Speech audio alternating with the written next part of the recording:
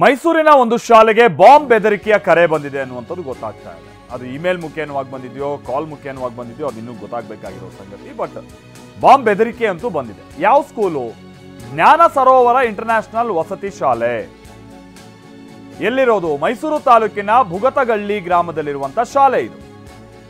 Email ಮುಖೇನವಾಗಿ ಬೆದರಿಕೆ ಸಂದೇಶವನ್ನ ಕಳಿಸಿದ್ದಾರೆ ಆರೋಪಿ. ಹೈದರಾಬಾದ್ನಲ್ಲಿ ನಡೆದಂತ ರೇಪ್ ಕೇಸ್ ಸಂಬಂಧ ಈ ಬೆದರಿಕೆ ಬಂದಿದೆ ಅನ್ನುವಂಥದ್ದು ಗೊತ್ತಾಗ್ತಾ ಇದೆ. ಹೈದರಾಬಾದಲ್ಲಿ ನಡೆದಂತ ರೇಪ್ ಪ್ರಕರಣಕ್ಕೂ ಮೈಸೂರಿನ ಸ್ಕೂಲಿಗೆ ಬಾಂಬ್ ಬೆದರಿಕೆಗೆ ಹಾಕೋಕ್ಕೂ ಏನ್ ಸಂಬಂಧ?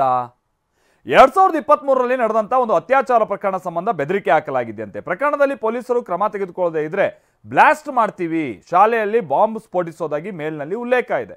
ಹೆಸರು ಮತ್ತು ಫೋನ್ ನಂಬರ್ ಅನ್ನ ನೀಡಿ ಬೆದರಿಕೆ ಹಾಕಲಾಗಿದೆಯಂತೆ. ಶಾಲಾ ಆಡಳಿತ ಮಂಡಳಿಯಿಂದ ಮೈಸೂರು ಎಸ್ಪಿಗೆ ದೂರನ್ನ ಕೊಟ್ಟಿದ್ದಾರೆ.